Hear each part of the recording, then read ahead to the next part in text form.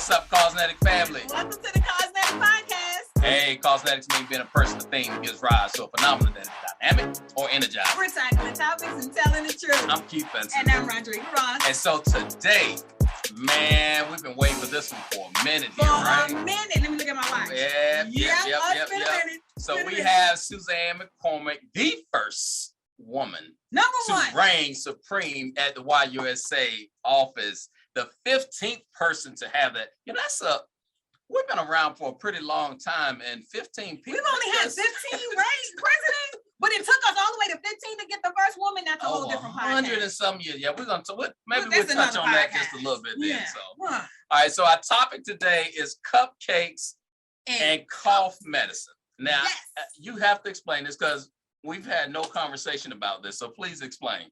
Well, welcome to the Causenetic podcast, Suzanne. So glad to have you here. So, cupcakes and cough medicine. I, in my entire lifetime, have never had cough medicine that tastes good, ever. Even though they try and they put flavors. It's terrible, right? But cupcakes are delicious, right? I think that is a metaphor for the YMCA that Suzanne has inherited, right? She came in during a tumultuous time, a very cough medicine-y kind of thing. But in there and interspersed, and already I can see that there are cupcake moments, right? There are moments of deliciousness under her leadership already. She's bringing these fresh eyes. She's seeing stuff that we don't see. And so in the midst of this cough medicine, because we got to take the cough medicine, like it's an endemic. We got to take the cough medicine, but there's nothing to say that Suzanne can't be our cupcake. See what I did there? Cupcakes and cough medicine. Listen, now you got my mouth watering here now for strawberry cupcake. And I'm going to eat a real cupcake in just a little while. Yep. I want one too. Yes, so welcome. Thank you for joining us on the Causenetic podcast. We're excited to have you up here. So let's kick it off. Like, how did you know that this was the position for you? I mean, you floated around in United Way world for a while, and now it's an amazing thing. She taught in Thailand for years, like Thailand, Thai food, Chicago. I don't know. Yeah. I don't know. Well, I am just absolutely thrilled to get to join you all and to, be a part of this, but also just to soak up your amazing energy. So thank you. And you know, I pass a small cakes cupcakery on the way to the office from my apartment, and I think I might be walking in the door today. You should be. Yep. You should. I'm gonna call ahead, and they're gonna have it ready for you, okay? Because I know your time is precious. I'm gonna call ahead. Well, I feel so incredibly lucky to have found the Y, and for the Y to have found me. And I think it was a little bit of both. I've spent my entire career working in 4 impact human service organizations, and I have been called to this work in terms of serving in community and building stronger communities since I came back from teaching in Thailand as a Peace Corps volunteer. And I had a great run with so many incredible organizations. I've worked for some incredible brands. Yeah, you mentioned I worked for United Way in many different forms and positions for about 20 years. I also worked for American Red Cross. I worked for Community Action. I was a longtime volunteer with Ronald McDonald House. And so I've worked in these federated organizations a lot of my career. And the thing that they all have in common is it's all about making communities better and building stronger kids and families. So last summer, I was sitting on my porch in Maine, and we have just a little rustic summer cabin up there, and we go spend time because my mother and father-in-law live right up the road, and it's important for us to see them. And I was really trying to figure out, what was going to happen next. I'd been at United Way Worldwide for 2 years. And I think a lot of people during the pandemic took time to reflect and figure out, like we all did, like our lives, we just were figuring out, am I happy? Am I not? What do I want to do more of, less of? And I came to the conclusion, because United Way was going through a lot of change, a lot of challenge, and United Way was looking for its own next leader. And after a lot of reflection, meditation, prayer, I decided that I had run out of energy there. Yeah. And I just, there were a lot of people who thought I was going to go for the job at United Way worldwide. And I figured out it wasn't right. And I thought it wasn't going to be right for me. And I felt like the organization needed new energy and different energy. I'd been in it too long, quite frankly. Mhm. And about 3 weeks after I made that decision, I got a phone call, and I didn't even know that the YMCA was looking for a new leader. And I got a phone call, and it was from a recruiting firm, and they told me about the position, and I thought, oh, the universe. Ah, you should have definitely had a cupcake right there. That was a cupcake For moment. me. The cupcake I moment. love the word you use, called. Yeah. I use that away. Yeah, well, it was. I love, like, the Y has such an incredible mission. And I will tell you, the thing that I loved in my last position at United Way is I loved being in a position to serve a network, to help build a network of local leaders, to build them up and support them. Like, I love that part of the work. And so when I had the opportunity to think about doing that at the YMCA, which is so real, so on the ground every single day, touching kids and families, I just thought this is perfect. And it all worked out. And I couldn't be more excited to be here, despite the moments of cough syrup I've already tasted. And I would like to say that the bottle is done. Yeah, it's probably not. It's probably not over. There's a little bit more cough medicine, but it's okay. We have endless cupcakes. So there's that silver lining, right? You just put the cough syrup on the shelf just for the moment. Just for the moment. That's Just all. for the moment. So the thing that I could really appreciate, and that I'm starting to see already. So I've been in the YMCA for a number of years. I don't want to say, because Keith is going to do math and he's going to try to carry the one, and it's going to be a whole argument after this podcast is over. But the thing that I can really appreciate is that fresh set of eyes, right? And the very thing that you were emotionally intelligent enough to realize about you in the United States is exactly what we needed in the YMCA space. And it's just that, like, so my mother and father were here just this past weekend. So I decided I'm going to make sure that the house is all freshened up. It's all clean. I'm going to decorate because I'm going to wow my mom, and she's going to be jealous. And she came in the house, and in 0.4 seconds, she was like, well, what is that spot? I was like, oh my God.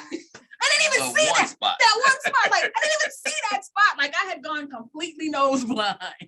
So talk to us about all of the things that you are seeing, and how are people reacting to you seeing just like that, the things that as an organization, we might have been nose blind to over the last 10 or 15 years. You know, it depends on the topic. I do really appreciate that people ask me, you know, they're like, they ask for my real opinion. And, and I'm naturally a very kind of cut to the chase, candid person. And sometimes that shows up in a positive way. People say, oh, you're very transparent. And, you know, the alter ego of that is like, did she really say that? She said what she said. Right. I'm going to get you a shirt that said, I said what I said. And I mean what I meant, right? It depends on the topic. I have found that, you know, I've mostly been spending time with leader, but most of my time has been spent with leaders so far, but I am starting to get to spend more time with staff, like throughout all levels of our organization, which I've just loved. So sometimes it depends on the topic, because there are, without questions, sacred cows within this organization. And there is, it is a blessing and a curse, as it probably is in every other organization. But there is this, because we have such a deep, rich history in this country, there's a lot of appreciation for history. And I think that makes us sometimes hold on a little bit too strongly to some of the history that we need to let go of. And people will say they recognize it, but the actions it's going to take for us to look different and be different, I think have to happen sooner. Yeah. And I'll just give you a very specific example. One of the things that's been talked about since I've got here, like I've heard probably more than anything, is that we need to get back to having a really strong training and development program for our staff, especially training and development and a pipeline for multicultural staff. And so I've seen a lot of work around training and development for our current multicultural staff, but I haven't seen near enough to say, do we even have a pipeline into our organization for multicultural staff? Because we can train every single multicultural leader in our organization right now, like all the way up, but unless we're bringing more in, we're always going to have a finite number. And we got to have that conversation, and we got to open it up and invite new leaders into this organization in a much faster way. Yes. We can't wait 40 years to look different and to have different. This should have been a Sunday, because Suzanne is preaching today. It should have been a Sunday. This at the point right here, the good Black Baptist church, we pull out the handkerchief, we just start waving, like, oh, preach now. Absolutely. I'm so excited for more people to hear that message and to get on board. That was going to resonate with a whole lot of people. Yes, there. Indeed. And so I was checking out your Twitter handle, and you had up there, lover of innovation. And for me and for Rod, when we talk about innovation, it's like, all right, like, how can we blow this thing up? And like, because it's been sitting here, it's been doing all right, but hey, let's just blow it up. When you talk about being a lover of innovation, what does that mean to you? How does that resonate? Well, for me, it's not always about, it is always about something new, but it's not for me always about new. Because I'm this big believer that you can take something that already exists and like you were saying, Rodrigo, like you were freshen up your house. Like sometimes it's about a redo of the new. And I think that is really important in the YMCA, because we have so many foundational programs that are right, that we should not walk away from, like childcare, like health and well-being and youth development and all that. But for me, it's like, how do we innovate in those core programs that are critical to who we are? Like, how do we figure out how to do what we've done in new and better ways? And to me, it's all about, it's always about continuous improvement. It's about having a growth mindset. It's like, how do we get better? I am in like the Strength Finders, achiever is one of my, and it's about what does better look like and how fast can I get to better? Yeah. And that's what I want for us in the Y. There's so many foundational things that we do not need to walk away from, but we absolutely have to like throw the light of innovation on to make better. So that's how I think about it, Keith. Nice. I love that. I think innovator is one of mine. I can believe that. And one of mine is so I'm surprised, Keith. I'm an innovator. Rodrigo, I'm just looking at you. I got a whole vibe. She just feels guilty sometimes when we get it. So if I'm riding down with you in your car, what's on the playlist? Now we get to the good stuff. Oh, this will just show me as like the biggest dork in the world, probably. So if you like had my playlist. So usually when I'm in I'm fine with the radio. I turn on 91.5. It's the Joy FM in Tampa. If I'm home, that's the only time I'm home in a car. I really don't have a car. My husband and I have a car, and I drive it only when I'm back in Florida. Together, you only have one vehicle? We have one vehicle, yes, and then because my daughter has one of the vehicles at college. Okay. Oh, no, yeah, but no, the whole family does not have. We would never exist with one vehicle. You're either gonna turn on 91.5 Joy FM or NPR. But if you hooked up my phone, it's gonna be a mix of some Disney classics, some John Denver, some Barry Manilow, some Josh Groban, and a little bit of Meghan Trainor. It's kind of not closing out with Meghan Trainor. So we go from Sweet Caroline, right, to Meghan Trainor. I'm so excited. Yes. Joy FM, that is that the Christian radio station there? It is the Christian radio station. Yeah. Who's a favorite artist? Gosh, you know what? Say Toby Mac. I'm really gonna flip. I'm terrible with, I'm actually not good with remembering whom. I just like know the songs, but like Lauren Daigle, I like them all. I mean, that's why I listen to it, because every song is just, it's the one place you can find positivity, no matter. Right. That part. But also, like, I really appreciate the message too. Yeah. Like I'm not wasting my time when I listen to that music. Not that not that listening to any music is wasting time. I mean, I think it's hugely great for the soul. Okay. I like it. Now your son Jack, he's in the military. Yes. What branch is he in? He is in the Army. He's part of the Army's 75th Ranger Regiment, which is part of Special Operations, and so he's a bad. Yes, he is. You tell Jack we said thank you for your service. Yes. I love it. I like having that. No, not when they're children, but when they're, never mind. When they do the things. When they do the things.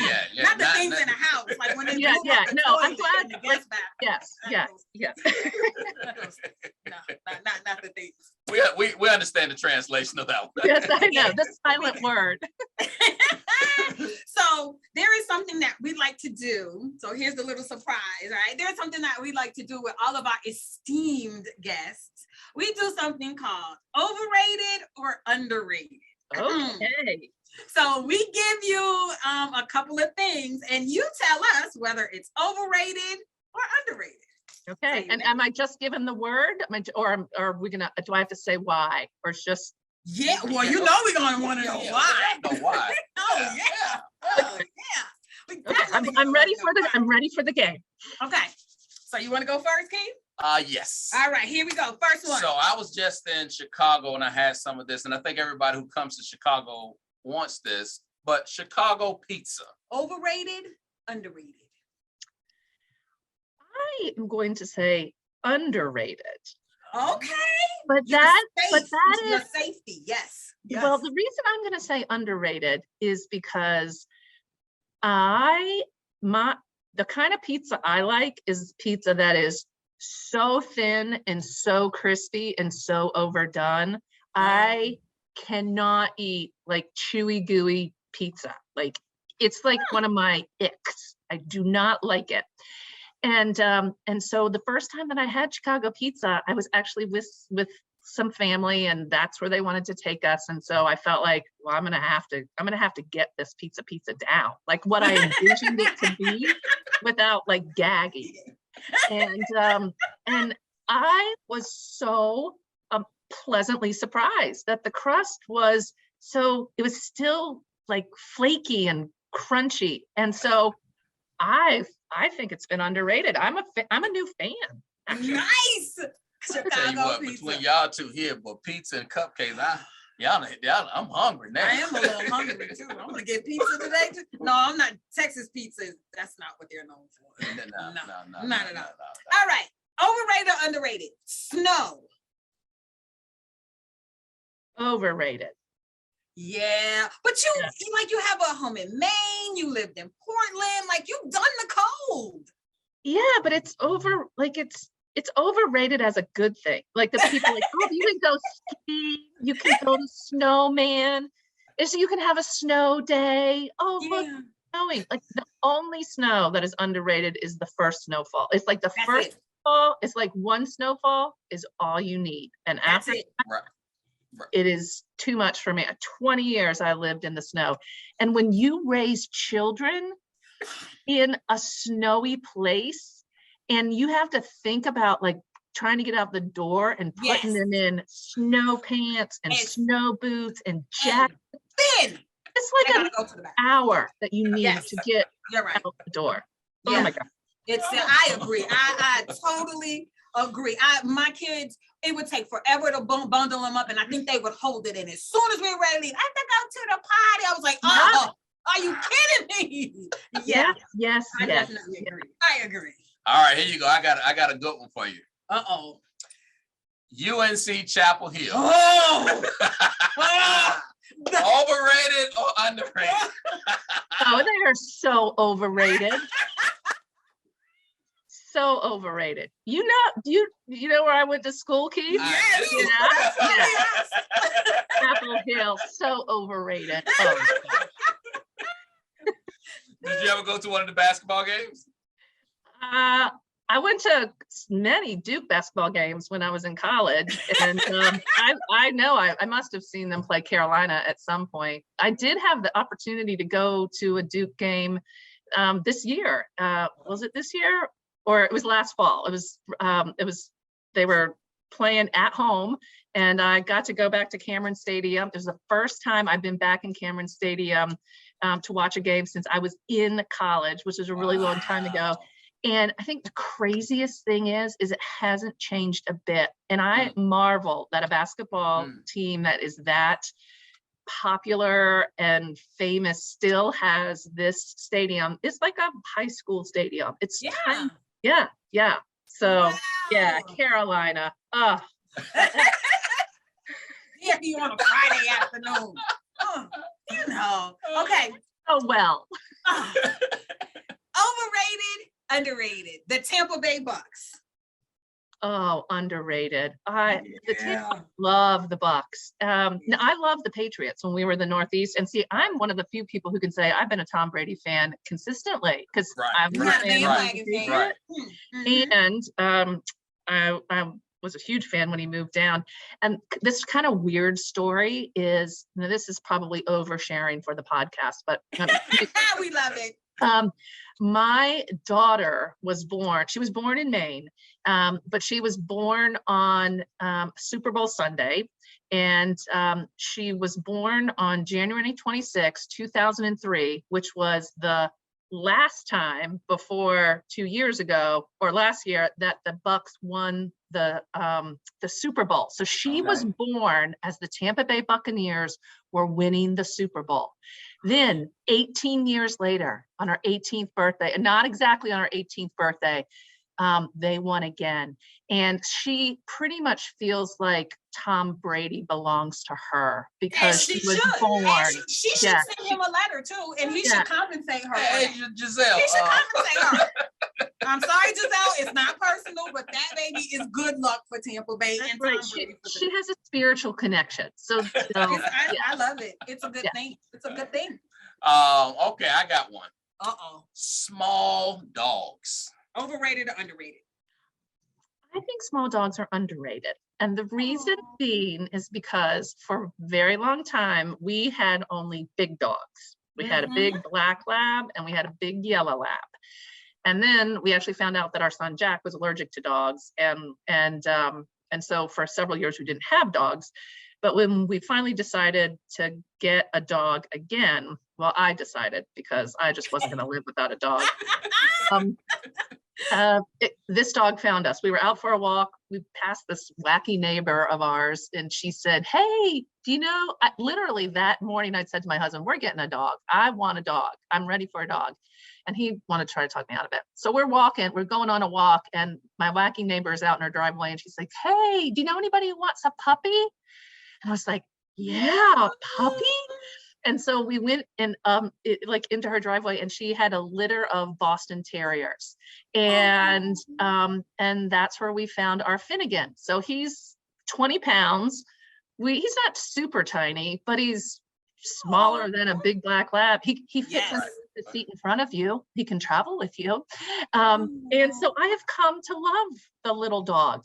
I always thought, I was always like a lab snob until I found my Finnegan. Oh, me too. I've had labs. We've always had huge dogs. We have a Doberman now. We have Rottweiler. We've had labs, German Shepherds. I want a small dog so bad, and everyone in my house is like, "Mom, we'll probably step on that dog." Like, no. Well, but so you got to give them more to the story. Oh, so she's 5'11" and 3/4. Yeah. We're gonna go with 6 feet. But she's the shortest one in the house. I'm the short one in the house. So my baby boy, 15 years old, 6'3", 324. So Yeah, they might step on the dog. They might. I'm gonna save that dog. Yeah. Plausible argument, I think. Yeah. Oh. All right, last one. Overrated or underrated? RBG. Ruth Bader. First I know. Right. Wow, I think she's perfectly rated. I think even like the fact that we say RBG and we all know it. I mean, she was a woman that had the swagger in a way that was so. I love her story. Yes. So I'd have to say, well, I guess maybe underrated because I just like that story to be seen more and more. Yeah, that's she's definitely with her teeny self overrated. She's not overrated. She was another bad. Yeah. Yes, she was. Oh, I love it. Oh, well, thank you for humoring us with overrated and underrated. We learned some things. I know. I'm going to go play Sweet Caroline in the car today on my way to go get Cupcakes. Bum, bum, bum. Yes, everybody.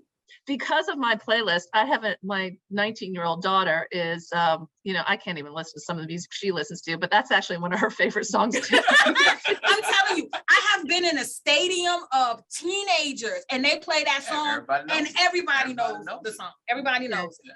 Yes, it's excellent. It's a great choice. So as we're looking to close out, we have hundreds of folks, YMCA individuals in particular that listen to the podcast. Like, what's the one thing that you would want everybody to know about, whether that's your vision, whether that's about you, where we going at in the future, but what is it something that they can hang on to? Well, I've been starting to say this every chance I get now, and it is every day I talk to any number of local leaders, either in one-on-ones and it's such an interesting mix of people talking about the struggle and, really how hard it's been and wanting to, come out of COVID. But then they also talk about so much pride they have and how they showed up. And so there's this tension of like what was and like, do we want to get back to what was and I would say, no, let's not what was. Like, what is it? What are we going to be? Mm-hmm. And then the other thing I say is I want our leaders, our staff to believe in themselves and to believe in the work in the way that when I talk to national leaders, they believe in us. I was just yesterday, I had the privilege to spend a couple hours with Eboo Patel, who is the founder and president of what's now called Interfaith America. He was a faith advisor to President Obama. He's on President Biden's Unity Council, and he writes all about interfaith diversity and how we need to come together to strengthen democracy in America. Like he's all about inclusion. And what he said to me is like, Suzanne, there is no other organization in this country like the YMCA. No other organization has the ability to bring this country together. And we started talking about ourselves as like, the YMCA, we can be the anecdote for all of the civil, racial, like hating world that we live in right now. And I want our leaders and our staffs to believe in themselves in the way that so many national leaders believe in us, because our countries and our communities and our kids and our families need the YMCA more than ever. And we have got to live into that. And we can. I mean, I have no doubt we can. But nice. Yes. And we need you. That was so excellent. We need you. The first ever. This is the first president we've ever had named Suzanne. Imagine that. Mm-hmm. First, it's all over the place. You are incredible. Appreciate you so much. I think this one probably hit the charts. Right? This one is bitch. Yeah. And it was because her and we talked about cupcakes. Well, I'm going to go have a cupcake today. I'm going to go get me a good strawberry one. A good strawberry cupcake. Well, thank you, Suzanne. Thank you, Suzanne. And thank you, everyone. everyone for listening to Causenetic. On this episode called Cupcakes and Cough Medicine, featuring the one and only Suzanne McCormick. And subscribe and listen to us weekly. And don't be shy, give us a 5-star review. And as always, Be dynamic. be phenomenal. Be Causenetic.